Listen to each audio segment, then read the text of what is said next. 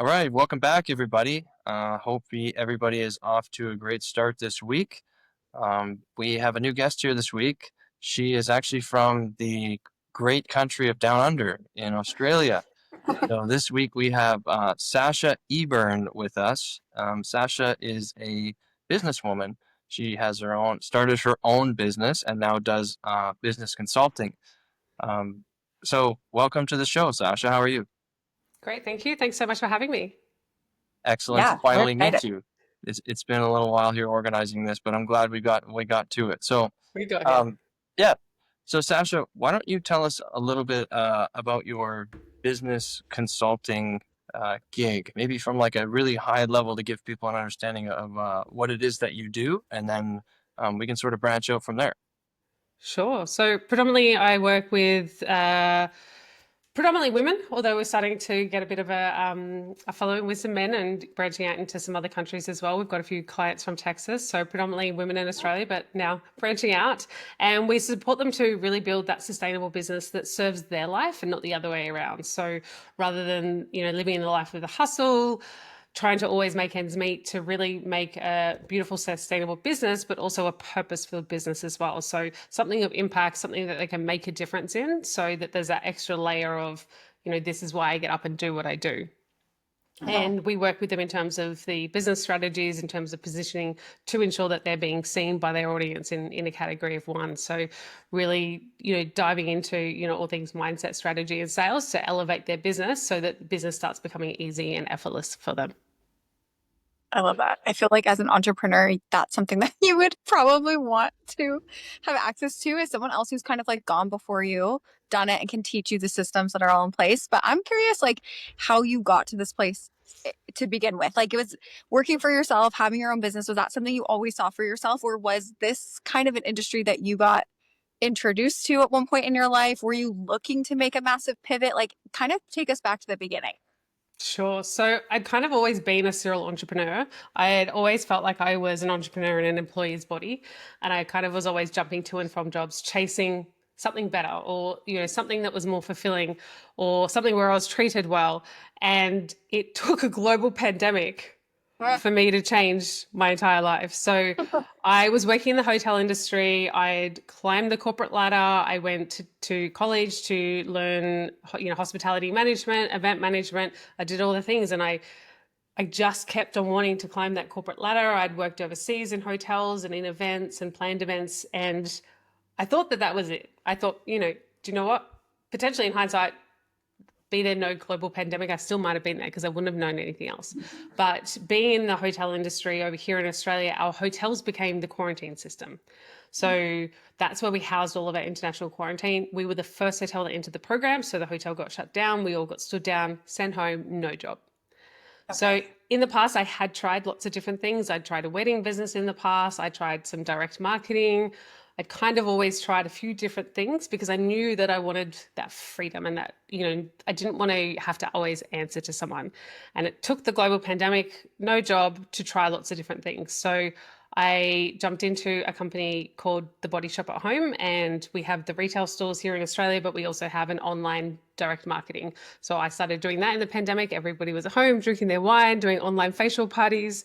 And I kind of had all these random jobs throughout the year. I spent some time in real estate. It was very short-lived, but one particular day I sold some Body Shop at Home to an ex-colleague in the hotel industry, and I went and met her for coffee. And this was when you had to sit outside in the park. You couldn't go into the cafes. So in the midst of COVID, and I said, "What are you doing these days?" And she goes, "I actually decided to start my own virtual assistant business."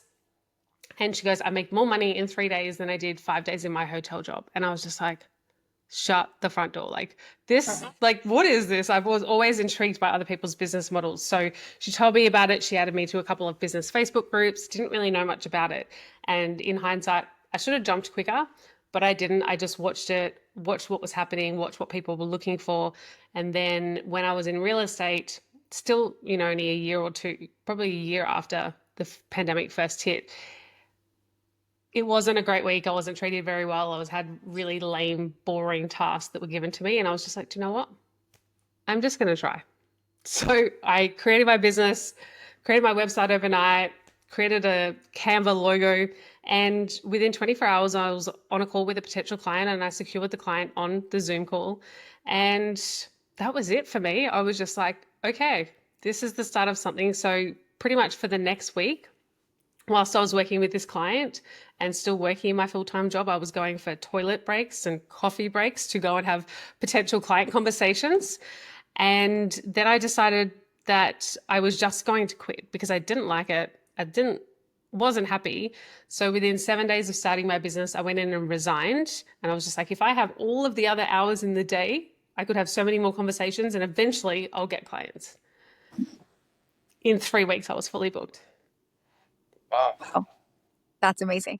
And I feel like too, Kate, this must be a little bit of a unicorn story. Like I also work in business. And so a lot of times, and my business too, for a lot of people, is something they start on the side and eventually branch into something bigger. So for you within 7 days to just be like, I'm going all in, what was that? Like that's a superpower a little bit because a lot of people would be terrified to make that decision and do that and let go of that security that you have with that paycheck. So like, was it just a matter of like, were you just so confident in betting on yourself in that moment? Or were you like, I just need to get out of this and do anything at this Yeah. point? I wish I could say I had all the confidence to bet on myself. Yeah. I did not. Definitely did not. And I think being a solo mum, I always kind of looked at all my friends that had husbands. I was just like, oh, you could just quit your job tomorrow and you'll be fine. Whereas I didn't have that luxury. But what it was, I was in such a despair with my job that I'm like, this is worse. This is absolutely worse. And I was just like, I think I had the conviction in, well, if this just doesn't work, that's okay. I'll go back and get a job in the hotel industry, or I'll go back, events were starting to come back. I'll go work in retail. I'll go somewhere else that's better than this. So I think I was in just such a disarray with that job. And I'm like, anything's got to be better than this. Yeah, you kind of had nothing to lose there. Yeah. Yeah. So when you first started, what exactly were you doing? Like you were being a virtual assistant, or were you sort of organizing virtual assistants on the behalf of clients? How exactly was that working? So I was the virtual assistant for businesses. So I started just doing stuff that I knew how to do already. So my first client was an audiovisual provider, and I'd worked with audiovisual providers in the hotel industry. So I was doing some quotes for him. I was managing his inbox. I was managing his diary. I was doing some reach out to potential clients. So I knew how to do all of that. Then I started seeing leads in Facebook groups of other people saying, I need a virtual assistant. So I kind of just followed the breadcrumbs and I was just like, hey, I could do that. Or, hey, I could do that. Rather than, I didn't have an office suite. I didn't have a pitch. I had nothing. I just made it up as I went along. Right. And I predominantly attracted people from the hospitality industry because we all spoke the same language and they were just like, oh, she kind of gets it. And then some started coming from other connections that I had, or somebody saw on LinkedIn that I was a VA and I'd worked with them somewhere along the line in the hotel industry. So we would jump on a call. They're like, what do you do? And I'm like, oh, I can do this. I can do that. And they'd be like, yep, do that for me. So it just kind of happened from talking to everyone and anyone. So because I had gone all in, there wasn't this whole, oh, I can't go to social media and tell people what I'm doing. Yeah. I can't have a side hustle. There's a lot of companies here that have, non-competes. You can't go and start your own business and things like that. Because I didn't have that. I literally just told anybody. I put it on my personal Facebook. I put it on my LinkedIn. And that kind of started to come to fruition with people asking. But in the beginning, I thought that a virtual assistant was just, administration, or it was just inbox management or diary management. And what I discovered is it's so much more than that. But that's kind of where I started. Yeah, it can kind of encompass anything really that a business person, CEO type of person could need help with. Correct. Right? Yeah, correct. So now, are you still doing that, or is that sort of outsourced now? Like, is your business more about teaching and coaching than it is, say, about virtual assistant, or where's it at now? Yeah, so where it's at now is we still have the virtual assistant business. It's called Virtually Assisted. Nothing's changed since day one, but we have just pivoted to a very team-led business. So predominantly in that business, we do website builds And it's the same audience that we have in the coaching space as well. So a lot of times we find that they're just like, I just don't even want to learn to do a website for my VA business or my coaching business. And then I'm like, well, just speak to my team, a virtually assisted, and they will do it. It is not the core focus on our business because we make so much more impact in coaching. But it is still there and it is still running. We still have some clients that have been with us since day one, but very team led. Okay. And so how did you go into going from being a virtual assistant to coaching business owners? What was it? What was that switch? Was there people coming to you asking for like business advice and then you being like, wait, I could totally like help these people in the entrepreneurial space as well, not just doing the back end stuff, but like actually teaching them how to grow and scale? Like what was that shift that led you to that? Yeah, so the first shift was it happened really quickly. I started teaching people how to do it 4 months in, and it was just from a wow, like this worked for me. It could work for other people. And I think that I loved the life that I'd created in terms of the flexibility. I wasn't answering to anybody. I could take a day off. I could go get my nails done at lunch, all of those things. And I'm like, I think every woman deserves to be able to go get their nails done at lunch. Like, Sounds wonderful. totally, it's priorities. And so what I wanted to do first, and it was only because I'd seen, one, I didn't know what a business coach was, but I'd seen other people producing courses. So I went and invested in a business coach and did her self-paced course. And what that actually helped me was actually how to lay out a course. And then I just started saying to people, well, I created my business. And because I had that bit of a success story, I was just like, I went full time within, I was fully booked within 3 weeks. I'm going to show you how I did it. And I developed this course and then I just started teaching it on Zoom. But that came from me just, like you said, just talking to people. So I started off teaching my friends and then it kind of grew from that and it grew into an entire course that has now had over 150 people through that course in terms of how to start their virtual assistant business. Then I started to find that I was evolving as a business owner, as a woman, as a business coach. And I was just like, I don't want to teach the beginners anymore because my strategies and my skills have more expanded. So that's when I started to tap into the scaling strategies and wanting to teach at this level. And then I turned that course into a self-paced course where they didn't need me, that they could just do it themselves. And excuse me, that's kind of where the evolution has gone. So we now have a high level mastermind where I sit within some other coaches that we've plugged in there, ads coach, copy coach, systems coach, kind of all the things that I'm not yet an expert in. And then we have a getting started program where we also have an expert coach that is all about getting started, and she coaches in that container. And then most recently this year, the change has really been not to just focus on virtual assistants because a lot of the frameworks can be applied to different business models. So we predominantly work with coaches, VAs, and online service-based providers throughout both of the programs. Okay. And when did you, so 2020 was when like the world shut down. Did you start in 2020 or was it 2021? I started in 2021. Okay. I always find these stories to be so cool. We've talked to a couple of different people who have businesses, and I always find it so interesting. There's a key component that I notice from a lot of people, and it's that they don't allow themselves the time to overthink.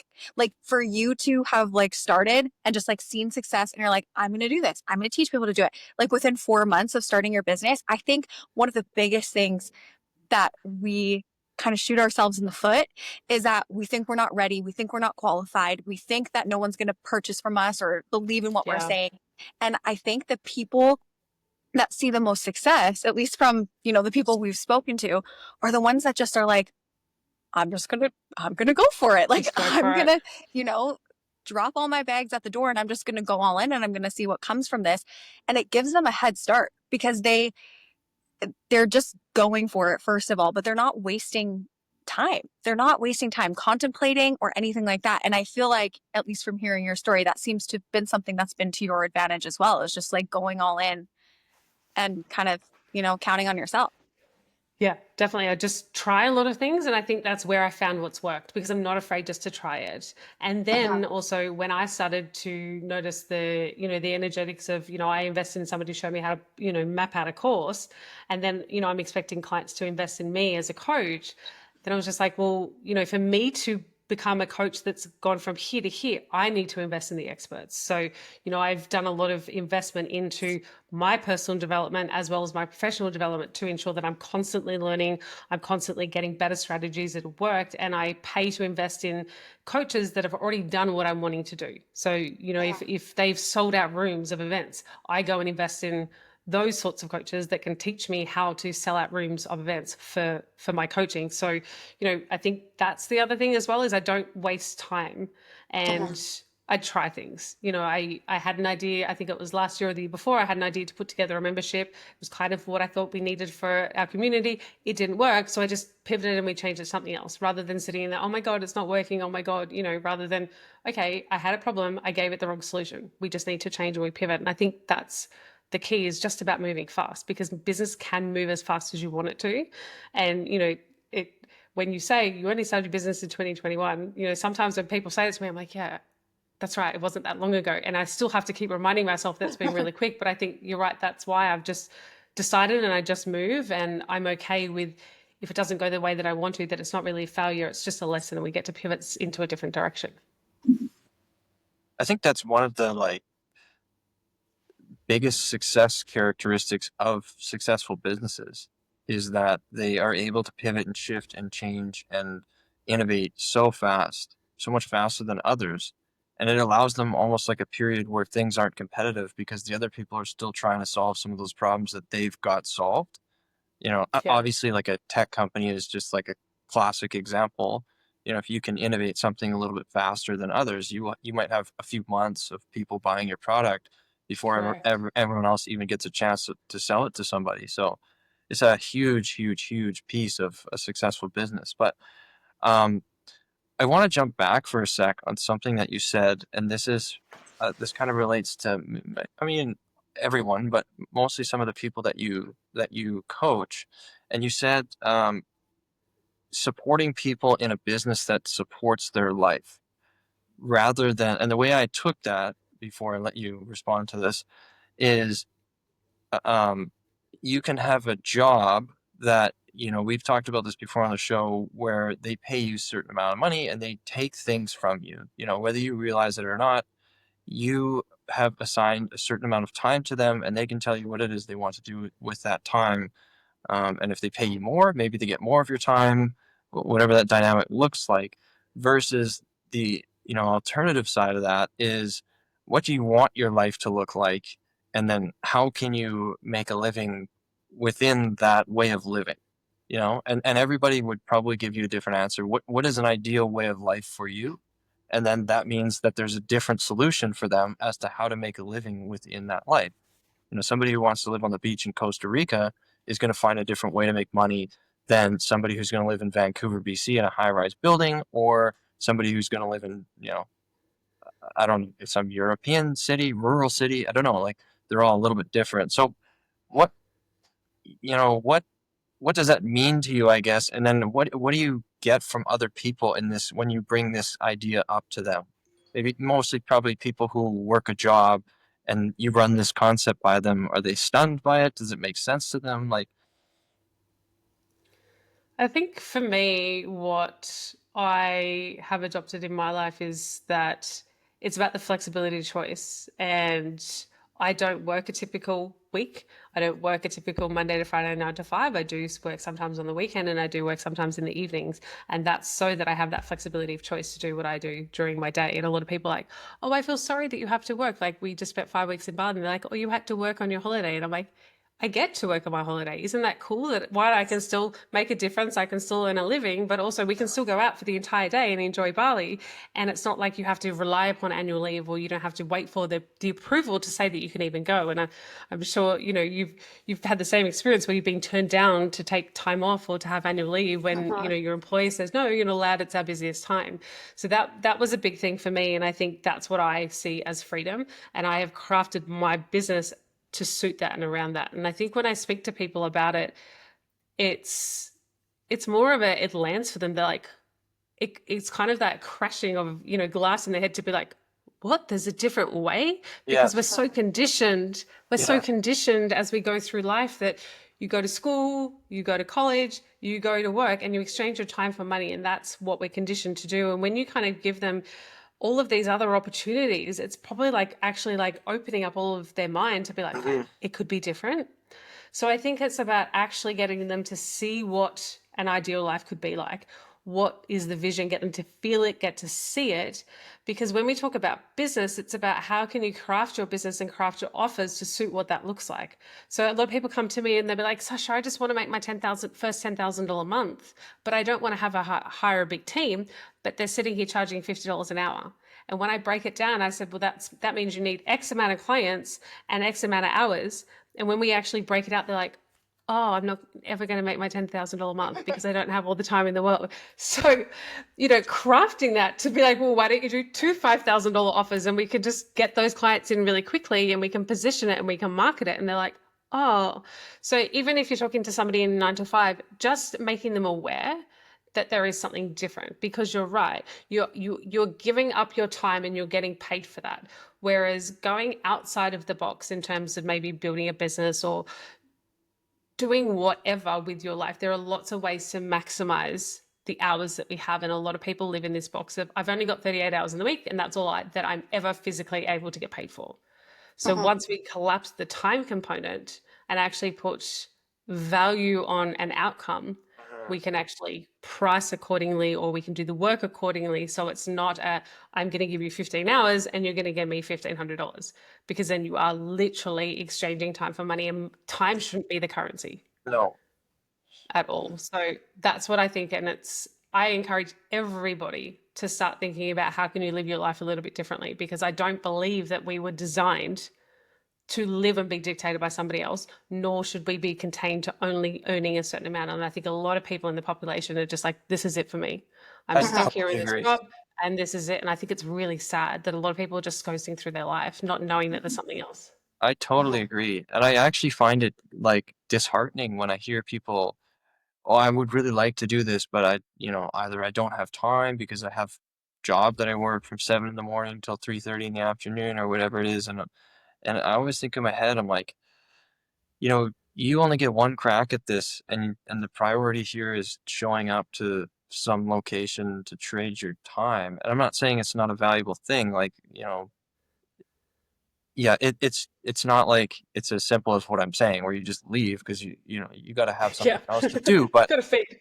but I think about it like that, where I'm like, you're literally trading the most valuable thing that you have for something that's variable. Your time is not it's not variable, but you could earn $10 an hour or $1,000 an hour or a million, like simply, it's variable. You could trade that for an hour, but yeah, I always just find it a little bit odd. In the back of my head, I always go like, I wish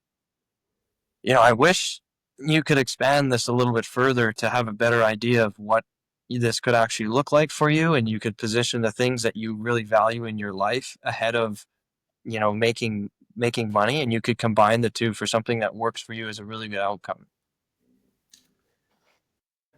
I also think too, it's just a huge paradigm shift because, like you said, it is so conditioned, especially those of us who went all throughout elementary school and high school, and then we're told to go to college and all of this, and then to know, like, these are not concepts that I was ever taught. Like that, there's opportunities for me to work for myself. I could get creative. There's different business models. There's things I could do on my own. I could be affiliated with things. There's so many different ways though where you can have that entrepreneurial side, or at least create that flexibility. And I was never taught them until I was in like my mid 20s. And I feel like for us, like we've talked about this on our show as well, but like our big thing too also happened during COVID. It was a big, like the world got shut down. We were together and went, wow, this is super nice. Like we enjoy being around each other all the time and like doing whatever we want. And it was like, there was something about that was like, how do we have this always? And so ours kind of shifted in that too. Do you see too from working with entrepreneurs, like, is there like a light bulb moment for a lot of people where they go like, I just knew I needed something different, and so I had to transition? Or do most people kind of like fall into, like, where do you kind of see a lot of the entrepreneurial side of people come from? Because I think, we see the big people like, um, I mean, Elon Musk or Jeff Bezos or whatever, and we are just like, oh, they for sure were like an entrepreneur their whole life. But I'm wondering from your side of things with like smaller, maybe smaller businesses. I don't know how the grand scale of things, but like, do you see people just have like something that occurred to them in their life where their brain switched and they're like, I need something different? Yeah, it's a big spag, to be honest. There's Yeah. a lot of clients that are like me, and energetically, we generally call in our past selves to work with. And there's been, where they've had the dead end job or they've been climbing the corporate ladder and they like knew that there was something else. And then you've got the ones that are just like, oh, I just want to earn a little bit of money on the side. Mhm. And that kind of is attracted in the virtual assistant industry. But then it drops and they're like, oh. And I think then it's kind of this thing at the moment is just like, oh, everyone needs a side hustle to actually get by. Well, why don't you just get a really good side hustle and make it your full-time hustle, and then you don't need a side hustle. Yeah. So I think that, I've had a lot of clients like in the beginning that would start my Getting Started program. It was a, low point of entry, that they come in and they go, oh my gosh, this is amazing. Oh my gosh, I've made all this money. Why would I go back to work? So, you've got that spectrum, and then you've just got the other people that are just like, this is not the life that I'm destined for. So it is quite a bit of a paradigm and a mixed bag, because I think what happens is a lot of people, they know they want something else, but then they get into this space and they're like, oh, actually, you have to work for it. But it's kind of you have to work for it, but you have to enjoy it. Like, it shouldn't feel like work. And there are going to be some days in business where you do have to do things that are uncomfortable to get them to be comfortable. But there are a lot of people that jump in and they're just like, it's not for me. And they go back to that comfort zone of being in a job because they're like, oh, the revenue is so unreliable, but then they're not willing to do the work to jump in. So it's a huge paradigm of feelings and emotions and things that come in. And a lot of people just revert back to their old conditioning. Yeah, for sure. I mean, it is the comfiest place. It's the safest place for our nervous systems, right? And to be like, oh, but at least I know every 2 weeks I'm getting X amount of dollars for the time that I'm putting in. And that in itself is comforting. But I think too, like being able to offer something where you are able to give them, you know, a little bit of both, where it's like, we're not saying leave everything behind and jump out of your job. It's like, but you could also build this thing to have it replace it eventually, right? It's one of those two. So it gives people both options, and it also allows them to slowly come to that conclusion on their own when they, weren't ready to jump all in and do it too. So it kind of, is like the best of both worlds. I think it's actually really smart personally. There's also Were you like going to that, say something? yeah, there's also like that investment hurdle, like whether it's financially, like you've spoken numerous times already about investing in skills or people or things that you need, to essentially earn more money or help more people. There's also a time investment that I don't think people, maybe they don't understand, or a lot of the time probably aren't willing to endure, showing up to your full-time job and then some of your spare time, working on this other thing that you're trying to grow. I think it's I don't know, maybe it's they just don't understand like the time commitment that it takes to grow something to replace like a full-time job. Maybe it's that. I don't know. What do you notice with people in that realm that you work with, Sasha? I think there's two things. I think there's a magic pill syndrome. I think everybody wants a magic pill. Everyone wants to take the pill and tomorrow wake up with money just coming into their bank. And I think that sometimes that the drive and the ambition is not there enough for them to go about it and just take the action every single day, see it out. There's a lot of imposter syndrome that comes up that then heads them back the other way. So definitely the magic pill syndrome, where they just think that because other people have had overnight success that they're going to have it, or it's just going to be really easy. And I think the other thing is a lot of people think that they need to have the money to invest to get to where they need to, and then they're too scared to do it. And the mindset from that, I fear, it's just a lack mindset, and potentially something that we've all grown up with. Most of our grandparents bought their first houses with cash and things like that. It was kind of that mentality of you don't buy something unless you've got the cash in the bank. And I hear that objection from potential clients all the time, to be like, I know I want this, but I don't have the money right now. Yet they'll go and drop $500 to Taylor Swift tomorrow. So it's about where are they putting their value in terms of, I can't afford it, but actually they'll go and afford the tickets. So what I've learned to be able to not justify, but really make sure that I'm investing in the right places, to be like, well, it is actually my responsibility to make sure that I get the return on investment I get the outcome that I want. I get the training, I get the learnings, but what else comes from it? Every space and if you say a group mentorship that I've been in, I've not only built connections, I've potentially gotten clients from being in those containers, but I've also just built this beautiful online space of online people that actually love and share your stuff and support you in business. And then your network just grows and grows. But every single time I have invested in a mentor or a course, I've gotten my return on investment. But that is because I've chosen that that is going to be the outcome and that is the intention of investing. Whereas a lot of people are like, well, what if I pay for it and it doesn't work? Well, the only person that's going to make it not work is you. So it's really about going into something to be like, I know that this is going to help me. I'm going to trust in the process. I'm going to show up and do the work, and I'm going to get more than the investment out of it. And I think that, as much as you can show people, they have to choose for themselves. Like, I don't come from a convincing energy. People need to be compelled to work with me. I'm not going to sit here and convince them. But, I help my clients turn what they invest in into money. We ran a retreat in Bali just recently. It is included for those in the program that I offer, but they have to get there. They have to pay for their accommodation. They have to pay for their flights. And one person in particular, she was on the fence. She was going to cancel. Anyway, we've only been back 3 or maybe 5 weeks now since we've been back from the actual retreat. She's now just made her first $10,000 a month because of the work that we did in Bali. And again, her nervous system was saying, oh, it's probably just safe to stay home. It's safe to stay home. I don't have the money. Yet what a huge transformation to going from having inconsistent income to hitting your first $10,000 a month. So I think really kind of sharing those examples of other real people, not just me, make a huge statement in terms of invest in what you need to get to where you want to, but it comes down to you. You have to be responsible for getting those results. Totally. I totally agree with the magic pill thing. Like, I even think of in my own life, the things that I've been successful at or the things I haven't been successful at.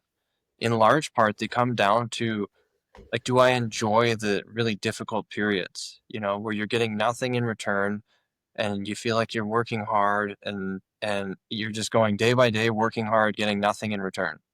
And if you Yeah. like that, as you mentioned, if you can see the other end of that and you enjoy, going through that period, it's whatever you're doing, you're probably going to be pretty successful at it.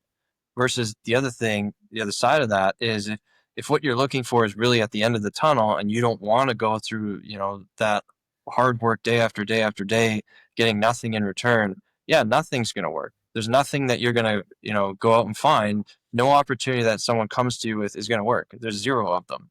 But that doesn't mean the opportunity doesn't work. There's one common denominator in all those opportunities that makes it not work. And it's the person who's involved. So I've noticed that, even with what Asia does, she does network marketing and, we're similar to you. Like, we'll try a lot of things, we're not scared to fail at stuff. And if it doesn't work for us, it doesn't work for us. But the more things that we try, the higher the odds we'll find some things that we like and fit our life and we're going to do. So yeah, it's huge. It really is. As much as it seems like it's the opportunity that works or doesn't work to the average person, it's actually not. It's the person being inserted into that opportunity. Whether they have what it takes mentally to go through that and build it over a number of years to get to a point where maybe it is your full-time job, whether that's 2 months or 5 years. Like, who knows, right? Yeah, exactly. One thing that I like to say is, who is the person that you need to become Totally. that is successful, that can sustain that revenue? If you're not willing to become that person, you can't expect that that's going to happen for you, but you have to want to be that person. And some Yeah. people might join as the person who's ready to be towards the end of the tunnel. They might have done some things in other areas of their life that have forced them to develop and grow, and they might enter that opportunity, being in a position where they can succeed right away. Somebody else might enter that opportunity, needing to do a lot of growth within themselves to get to the point where they start earning any money. So there's a huge, and again, it all goes back to who is the person being presented with the opportunity. It's less about the opportunity than it is about who that person is, which is it's another, Correct. like, sort of total shift in thinking, and it brings in an element of accountability. It is on you, right? It's on you whether it becomes successful or not successful. But I'm a huge believer in in investment, whether that's financially, whether that's a time investment that you have. You're not going to get anywhere in life unless you put some of those things at risk, your time, your money. Those are huge, huge, huge multipliers in whatever it is that you're doing. Obviously, effort is another one. Yeah. No, what I always say is no one's coming to save you. It's on you. If you want an incredible life full of abundance, full of wealth, full of experiences, the only person that gets to create that is you. Nobody Yeah. else can do that for you. I think too, we're also so hindered by the instant gratification. Like people want to come in and they want that guarantee, they want that promise, and then they want to see it right away. And like Erin was saying about being the person, or you were saying too, about who is the person that has that outcome and has that success. And I think if you're coming into it and you lack the skills and those are all things that can be learned. Like they can all be learned. You can learn them through books, through podcasts, through whatever it is that you need to get successful at. But it does take time and it does take energy and it does take focus, and you have to have an idea of where you're going. And I think when you come in and you're like, oh, well, it worked for so and so, like the comparison game can really kill people. I feel like in business as well, is because they see one person come in and see tons of success right in the beginning. And they're like, well, that didn't happen for me. So clearly this doesn't work. And it is so the opposite of that. It is everyone comes in with their own skills, their own network, their own timeline, their own capabilities of what they're willing to do. And I think like when you can let go of the comparison, that's when you're actually going to be able to see success, because now it's not you versus someone else, it's you versus you. And like, how are you improving every single day? And sometimes that has nothing to do with how much money you're making. Like sometimes it's like conflict resolution, or it's how do you present yourself? How do you communicate with people? If you're growing in all of those areas, I think there's no way that you can't see success at some point in your life. And I think that's the part that really gets to people, is they go, well, at what point? Right. And it's like, it's just going to happen. If you just keep doing what you're doing, it will eventually happen. But if you give up on yourself and you're needing that instant gratification, then it's not like you're pulling yourself out of the game before you can even win. 100%. You versus you. I love that. Yeah. Yeah, for sure. Okay. So I want to talk to you a little bit because I see a lot of your marketing strategy comes through social media, I'm assuming. Yes. It seems to be a big focus for you. And so what do you do on your social media to attract new leads and have them convert? Yeah. So, oh gosh, it's always a learning game. I'm sure you're in the same boat. You're always learning about, where things are, but really probably in the last 6 months, it's more about attraction marketing, magnetic marketing, calling them forward to take the action to jump in. Then they're actually more qualified. And it's coming from more of that. I think it's really more tapping into what are the characteristics of the person and what are the transformation that they desire, rather than I think I used to very much sell the benefits of the program. And that doesn't sell anything because people want the transformation. It's not that they want to scale their business. Cool, everyone wants to scale their business. They actually want more clients. They actually want to do more amazing work. That's actually what the transformation is. So talking a little bit more into that and really calling forward the people that are ready to move. So generally, lately we've been talking to the women that is actually like done within consistent outcome. They've tried all the things, it's not working, and, calling out the, whole that they haven't decided that they're going to be that person, and they have to hold the frequency that's going to hold the level of wealth, the level of success that they want. So really using you could call it a strategy, but I feel like to me it's more authentic, it's more leading from heart. It's calling for those women that want to be in those spaces, that are ready to show up, that are ready to make a difference for their clients. And I think that kind of energy and the leading energy, and I like to use a framework that I created to, I go first, to be like, I'm going to do the hard things so that you don't have to do them, or you can do them after me and I've already gone and felt the uncomfortable. So really leading from that mentality in terms of, you want to go speak on stages, I'm going to go speak on stages first. I'm going to do the uncomfortable bit and then I'm going to show you how to do it. So really that self-led but kind of inspirational leader thought process. And that's kind of really one, it feels better inside of me rather than it convincing them, but it's really kind of calling in those really soul-aligned clients. You kind of move away from the sales strategy and you go more into a serving strategy. right? Where Correct. it's like, Yes. I'm about you. Like, I have done this already. I know what I'm doing. I know how to get there. And if you're ready for this, like, we're ready for you, essentially. Right. Correct. Yeah. And I think too, it's just like it, like you said, because it's something that is so much more heart led and more centered, I think then you get the people who are attracted to you and like the authentic connections that you're going to get because they can see that. So is social media one of your major lead generators, or do you find like, do you have email lists? Like, where do you speak on stages and get people from that? Like, where is it that you get the most clients for yourself? I'm just curious. I'd say mostly social media, but we do Mm. every other strategy as well. I do, Yeah. apply to be a guest speaker. I have my own podcast, which it's currently on pause. We're looking to bring it back, but even better with a YouTube channel to kind of, I had a lot of people like, oh, we missed the podcast. Like it was so much gold, so much value, as well as email is a really big strategy for us. It seems to work quite well. We've built quite a big following over email. So I'd say that we probably do all of the marketing strategies, but in terms of where my focus is and what I love doing, it is, showing up socially on Instagram and building that connection, having conversations and DMs and, moving more into that YouTube podcasting again as we see out the year. Yeah.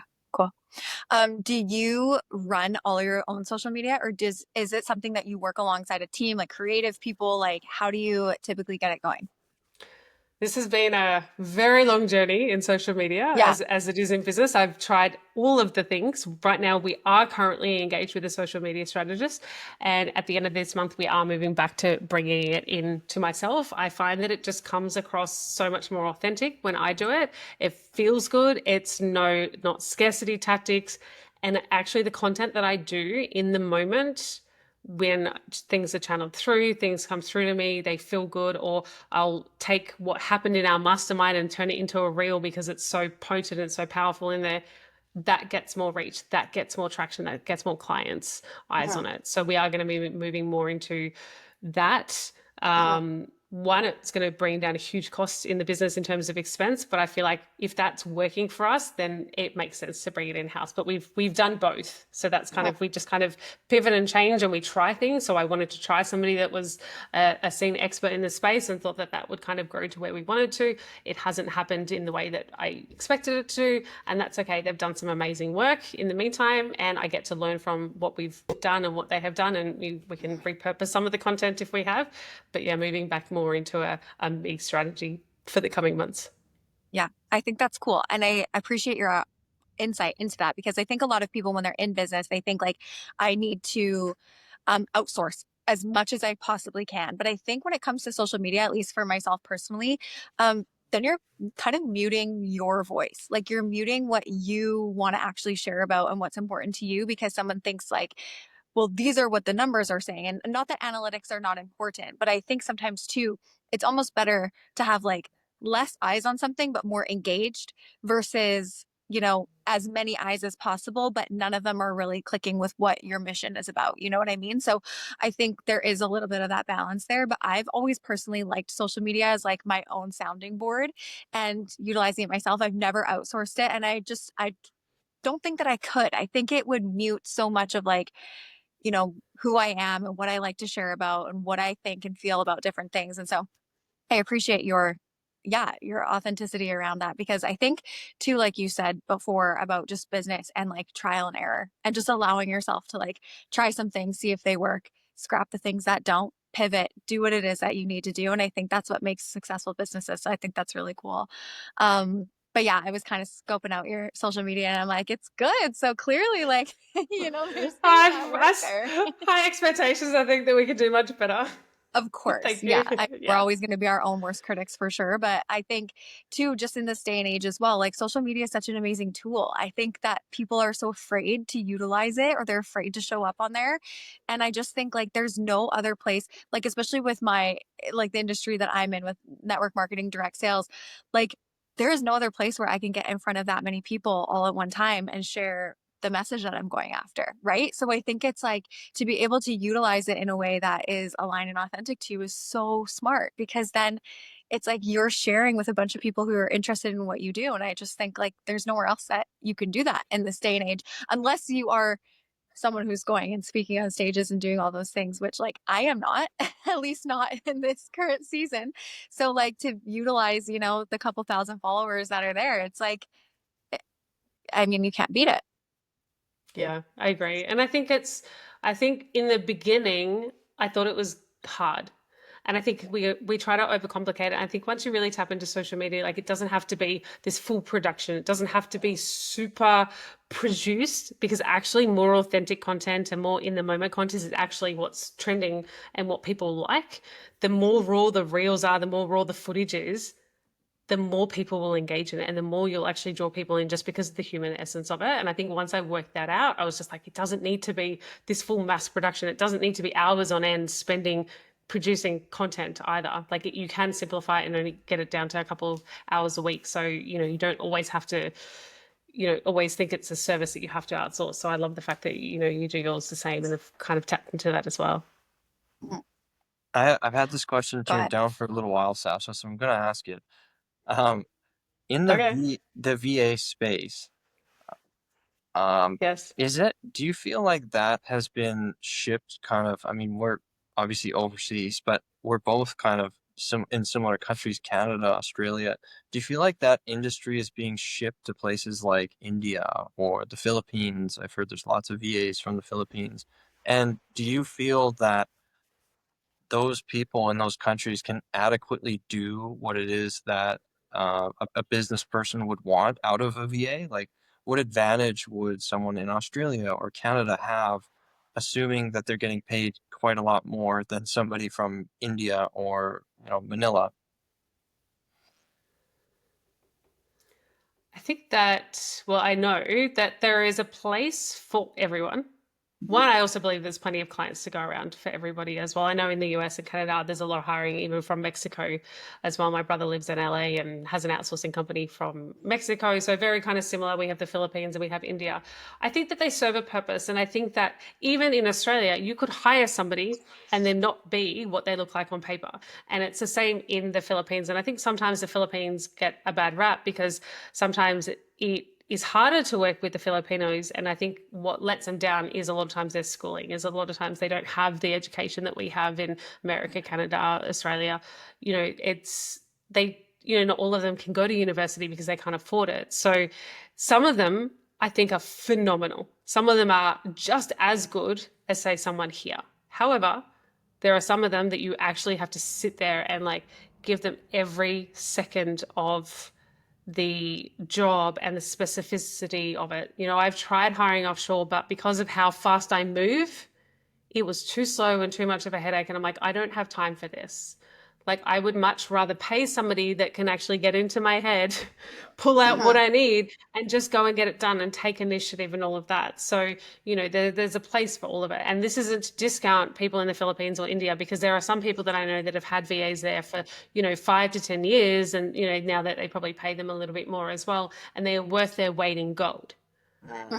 But there's also a lot that say that they can do stuff and they can't. But then, you know, I see that in Australia all the time. Like I've had Australians work for me in VAs and, you know, I'll get to the end of the week and they'll be like, oh, I didn't have time to do that stuff this week. And I'm like, what? It's like Sunday night. Like, how can you not? Like now I'm gonna have to do it because we have to deliver to the client on Monday. So I think there's pros and cons in both.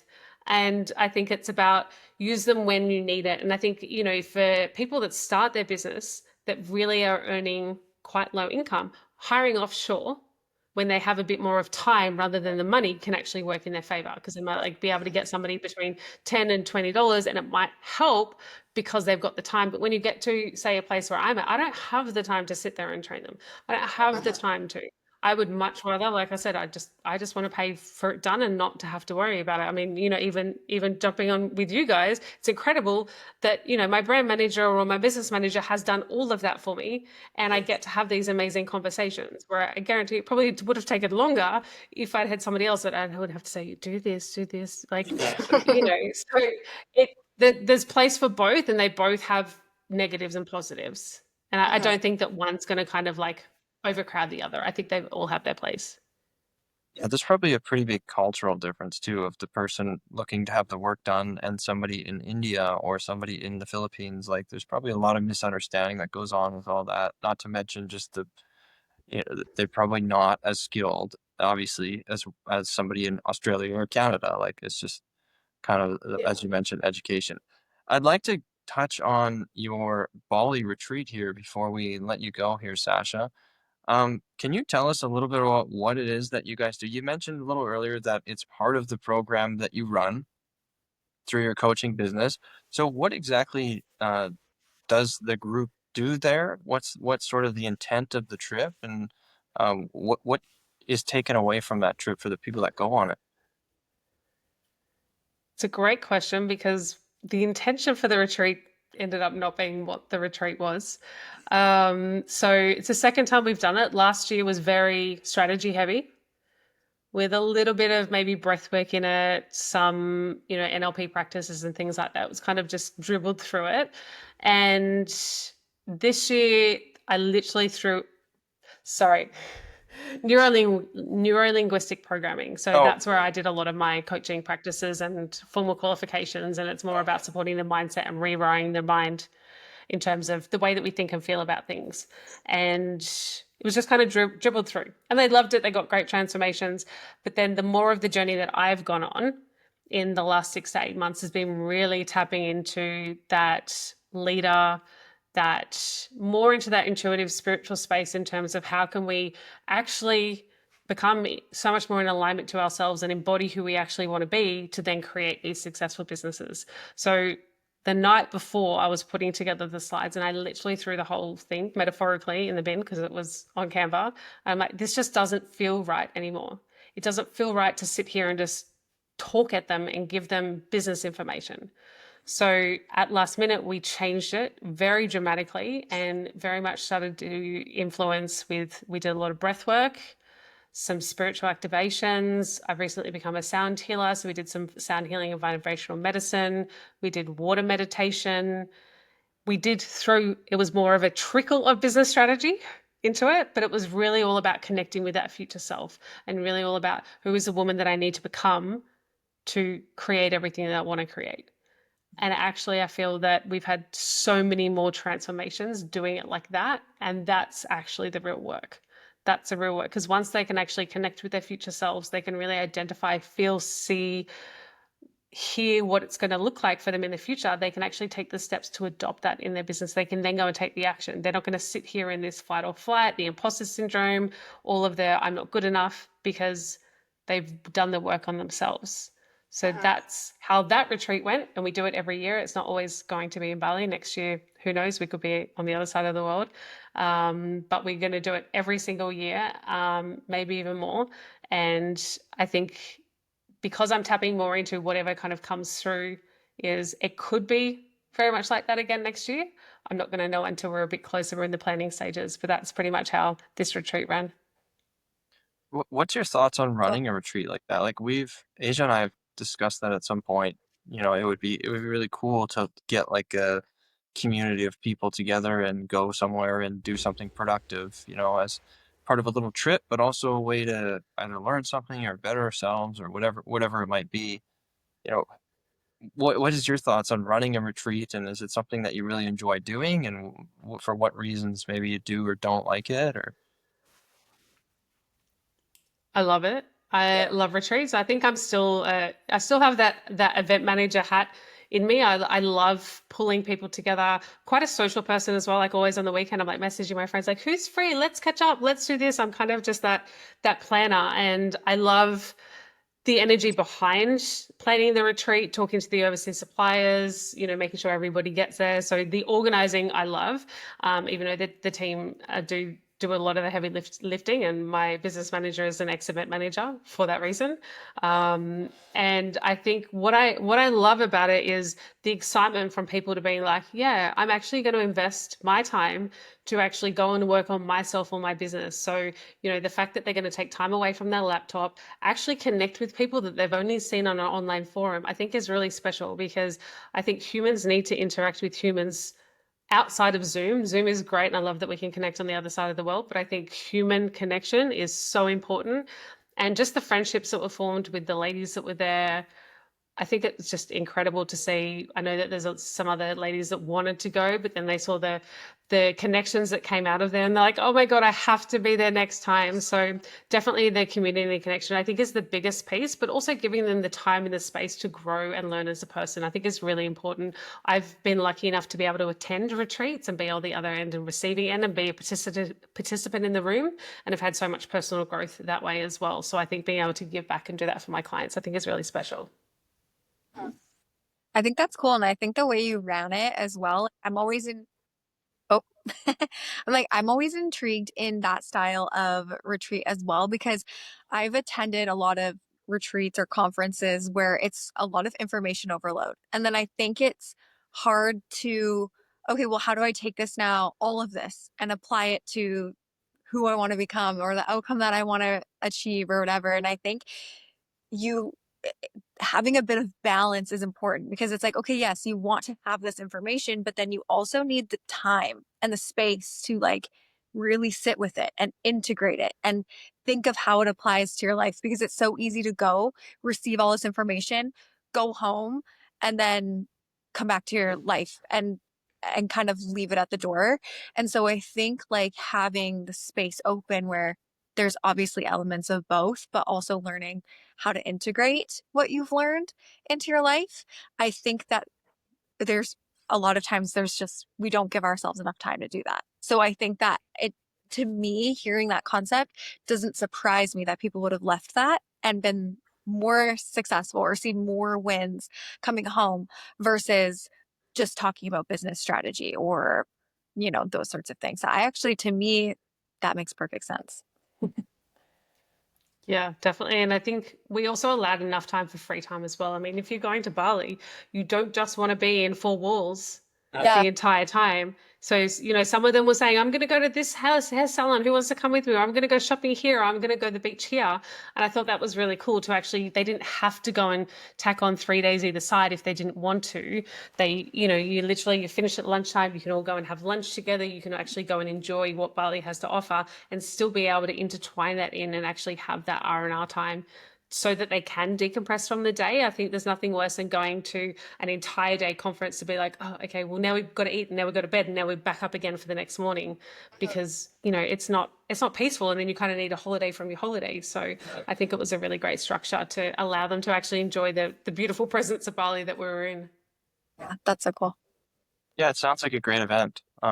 Sounds like something we would enjoy. As I mentioned, we've talked about running one, just to have a group of people who are passionate about whatever it is, something, um, and getting them together and doing some fun things and connecting with people. And so at some point, maybe we'll run one, but it sounds like you have a great event going there for the people that are part of your program. Um, Sasha, I just want to say thank you very much for joining us. I'll speak on behalf of both of us. That really enjoy speaking with you, and we specifically love to talk to people who are business owners who have gone through some sort of struggle, that they've learned some things and can pass on to other people. Of course, we like to hear about people winning as well in that scenario. So that's really the type of person that we like to speak with, because we feel like in some ways that's us, and there's a lot of value to pass on to other people in that space. So I just want to say thank you for joining us, and thank you for sharing all of your valuable information. Before we let you go, where can people find out more about you, follow along with you? Yeah, I generally hang out on Instagram, like we spoke about earlier. My handle is just SASHAEBURNE __, or even just on my website, www.sashaeburne.com. Amazing. Wonderful. Cool. Thank you so much for the opportunity. It was so great chatting with you both. Yes. Thank you so much for being here.